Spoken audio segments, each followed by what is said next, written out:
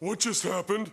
How's it going, Big Ten football fans? This is Mackenzie with Team Rivalry, and wow, it has been an interesting couple of weeks for Michigan football. Ever since losing to TCU in the Fiesta Bowl, the program has been a bit all over the place with news in terms of where is Harbaugh going to be, what's going on with Ward Manuel, and we'll get to that in a minute.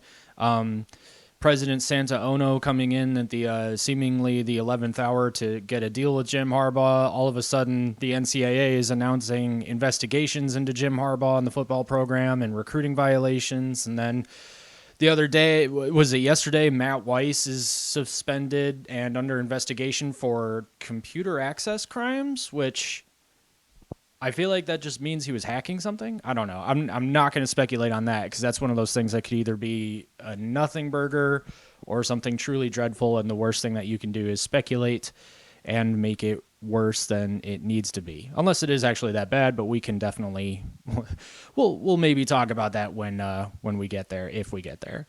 So honestly, this is the trouble with doing reaction news is that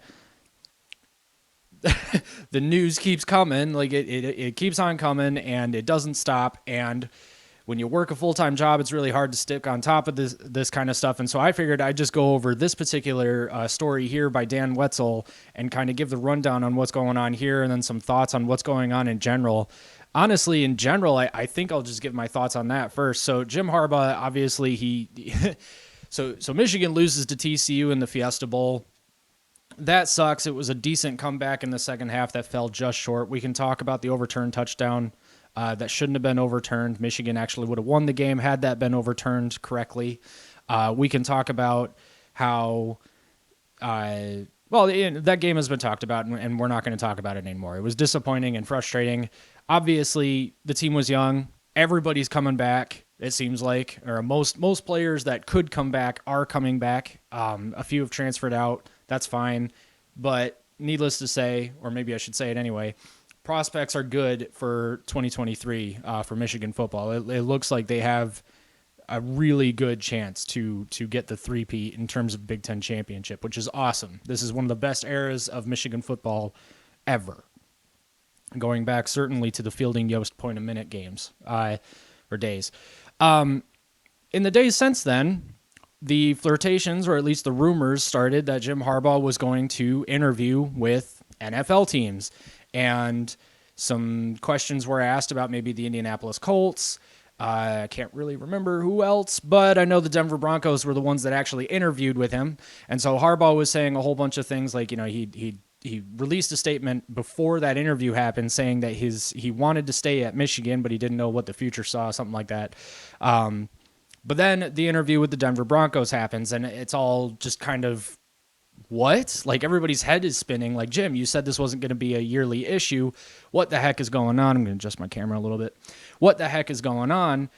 But then it starts to kind of, you look through the cracks and you start to see some issues with what's going on between him and potentially an issue that he might have with Ward Manuel. And unfortunately, none of us were in the room except for the people who were. And the people who were are never going to tell us exactly what happened. Unless, of course, John U. Bacon decides to write another book after all. John, please. So right now we can just speculate. And this I don't have a problem speculating over.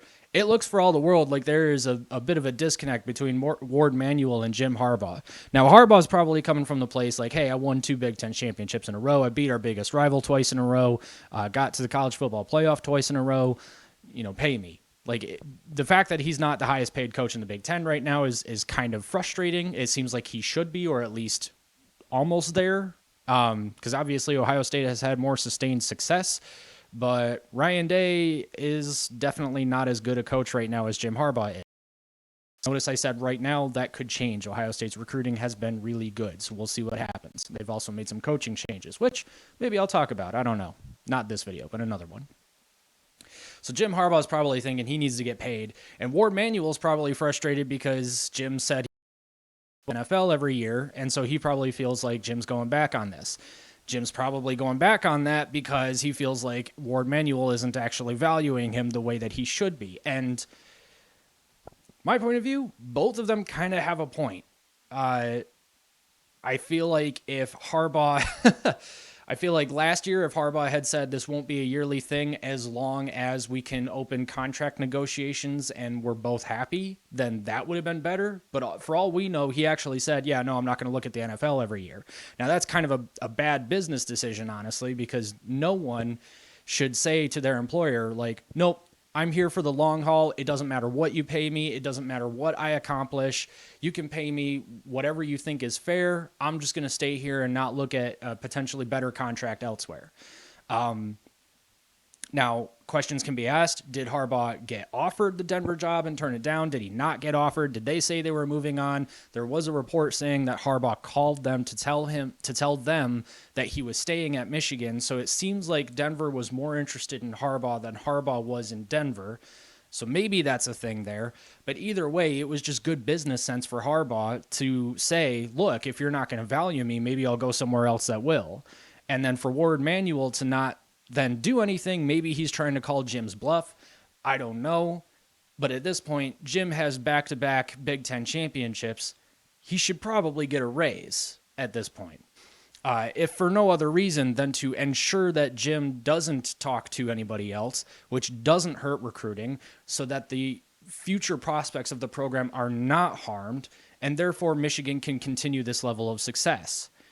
But that doesn't seem to be what happened. And who knows what actually happened? Again, I don't know that we'll ever actually know. But those are just kind of my thoughts on that both guys seem to have a bit of a point, but I tend to think that Harbaugh was just trying to make a good business decision. But now we've got this article from Dan Wetzel. So if you aren't aware, the NCAA informed Michigan that they would be looking into allegations of recruiting violations. Those recruiting violations, as far as I know, stem strictly with have something to do with Jim Harbaugh buying recruits burgers at a burger joint in Ann Arbor. I've never been to that burger joint. I bet it's good. It seems like that's it. Obviously, the casual fan or just any fan in general would say, actually, probably more informed fans, honestly, would look at this and say, like, okay, but Texas got Archie Manning to campus by offering him millions of dollars without having thrown a football just yet, without having played a snap. That sounds an awful lot like pay to play, which is illegal right now under current NIL regulations. Quinn Ewers is at Texas for pretty much the same reason, let's be honest. All of these recruiting violations, the SEC is known for some shady backdoor deals and stuff like that, and yet where's the NCAA looking at them? Why are they looking at Michigan for what amounted to be probably a couple of $10 burgers? So this seems like a nothing burger. And yet, here we are. So that's just kind of the background on what happened. From Dan Wetzel at Yahoo Sports, hand's getting sweaty. It's warm up in the second story apartment. Sources: resolution talks in NCAA's case versus Michigan hit impasse over Jim Harbaugh's refusal to say he lied.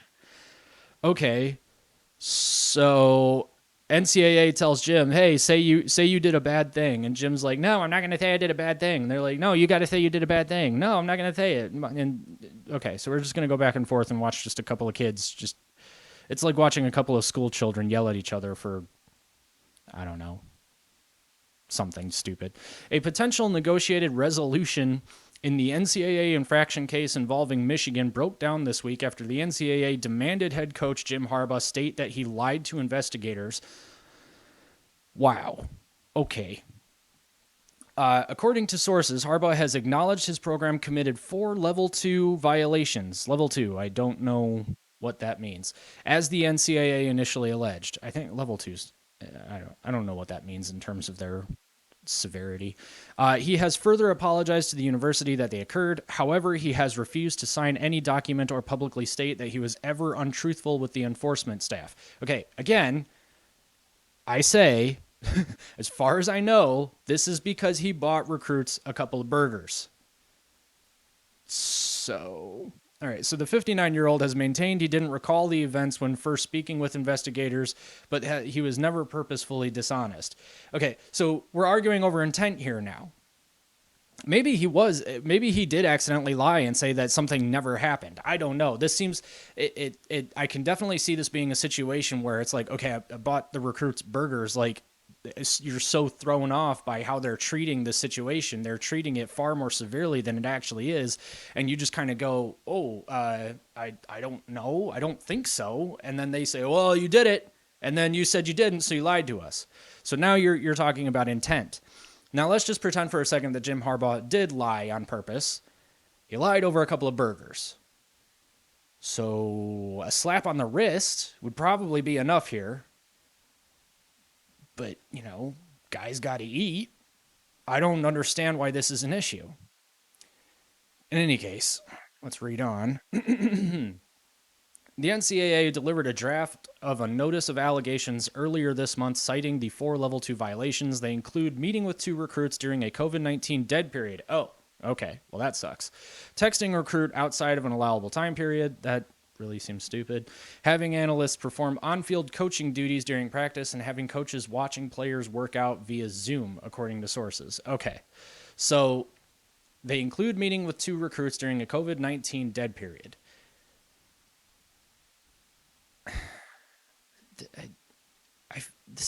There have been allegations of people doing this all the time. And I'm not saying that makes it right. I'm just saying, why are we so focused on this?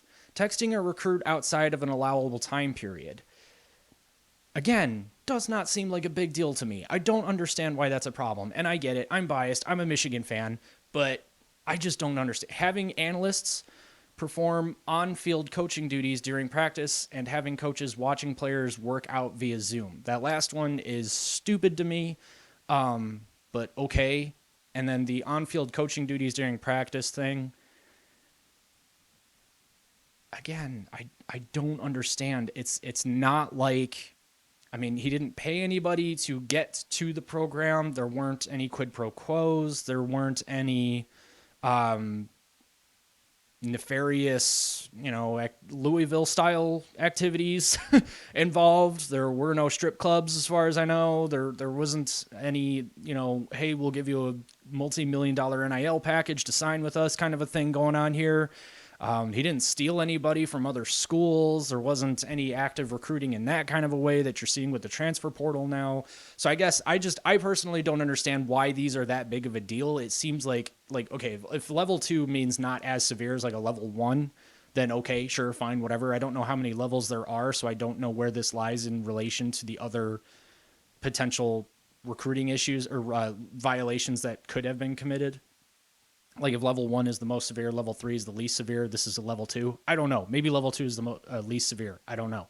But all of this just kind of seems like a oops, and you slap him on the wrist, tell him not to do it again, and then you move on. So, and honestly, I would be saying this if this happened anywhere else. Like back when Ohio State got dinged in 2011 for selling their merchandise, they got a bowl ban and the head coach fired over something that is actively encouraged now. Like, this is what NIL is about. You can benefit off of your name, image, and likeness. And that includes, I believe, selling your merchandise and stuff like that. So Ohio State shouldn't have been punished back then. And obviously hindsight is 2020 at this point. Like, no one knew 10 years later kids would be encouraged to profit off of their name, image, and likeness. So it's just a product of a different time. That's fine. But even back, I don't like it. I liked it because it was Ohio State, and obviously Michigan fan here. I'm biased, but when it comes down to it, they should not have been that severely punished for something like that. I mean, and also you're talking about kids that are in college. Like, as a former college student myself, I completely understand how the word broke doesn't even begin to describe your financial situation in college. There's a comedian that says college is the only place where you can write a check for 20 cents and bounce it. And I just feel like that's a very relevant thing to say right now.